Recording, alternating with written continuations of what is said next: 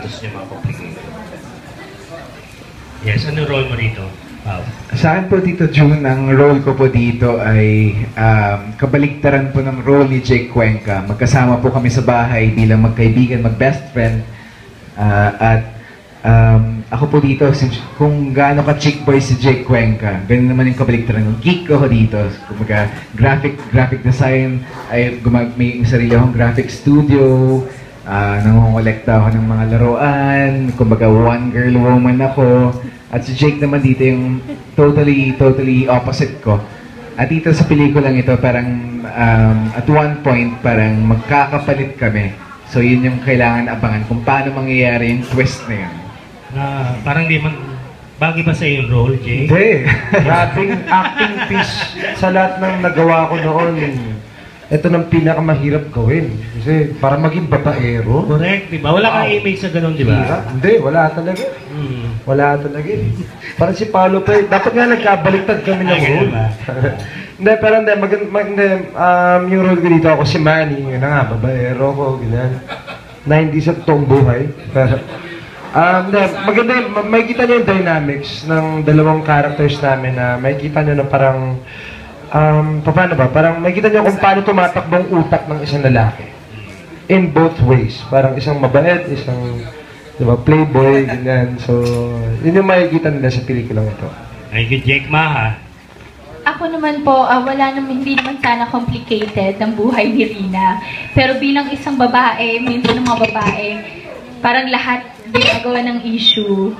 Diba? So parang yun si Rina, parang pinipigilan niya ma-in love sa isang babaero, pero ayun, wala siyang nagawa, kundi hindi niya napigilan yung sarili niya. So, Jake, Paolo, yes po. tatanong ko lang kung anong status nyo ng love life nyo. Paolo, parang ako alam niyo naman na po yung status ko, so feeling ko yung dalawang boys na lang. Dali! Unahin mo muna natin si Jake bago si Paolo. Komplikado. Komplikado. Oh, bakit naging komplikado? Dahil naman, actually, komplikado, pero okay naman. Masaya naman. Okay naman. Komplikado pero masaya? Oo, masaya naman maging complicated minsan eh. Tulad ng pelikula natin. Gusto mo ba na may komplikasyon sa pag-ibig? Andan din na, okay na. Alam na lang lahat yan. Okay na. Ayaw mo na ng komplikasyon na, Pao. Ako po yung estado po ng estado ko po ngayon siguro yung status ko is it's single and complicated. Complicated pa rin ba, Pao? Medyo dito. Hindi pa rin daw. So, mamaya, sino gusto magtanong dito? Dito Ronald Constantino. Ay, sayang wala si Direct Chris, but I read somewhere na inspired ito by Ismael Bernal sa Lawahan. Sa Lawahan. Totoo bang ba ito? I'm here. Inspired ba ito by Bernal sa Lawahan? I have two questions. The first question is for Maha. Here. Ayun! Okay po. There's a certain line that says women are the one who manipulates a relationship. Would you agree or not, and why? I think you're already eyeing for probably a future wife or whatsoever. There's also a saying na when you eye or when you court a woman, parang lalo na pag this is a wife material, investment daw ito. Would you agree or not? Siyempre, nag-assure ka na parang dapat sa relationship talaga give and take. Yun. Kasi dapat mas malaki yung respeto nyo sa isa't isa, kung ano yung gusto rin ng isa. Dito, sabi mo kanina single ka and complicated. Usually yung iba nagsasabing single and happy, gano'n. Pero sa'yo complicated. Pwede mong paliwanag bakit single ka na nga tapos complicated pa? Or I'm living a single life, but it's also complicated because alam niyo yun, I should always leave time for my son, and I should always